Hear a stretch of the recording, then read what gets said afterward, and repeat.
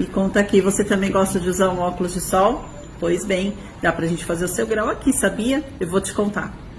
O primeiro passo é você escolher o modelo que você mais gosta e dentro das medidas da sua prescrição, que é a sua receita, nós vamos indicar um dos melhores modelos para você. E depois você também vai escolher a tonalidade da sua lente, que pode ser tanto degradê quanto uma cor única, sólida, tá vendo? Sem ter essa diferença de tonalidade. No meu caso, eu utilizo as lentes multifocais. Então, na parte de cima, eu uso para andar na rua, conversar com as pessoas, dirigir, tudo. Quando eu olho na parte de baixo, eu consigo enxergar meu celular, as mensagens, tudo que eu preciso ler.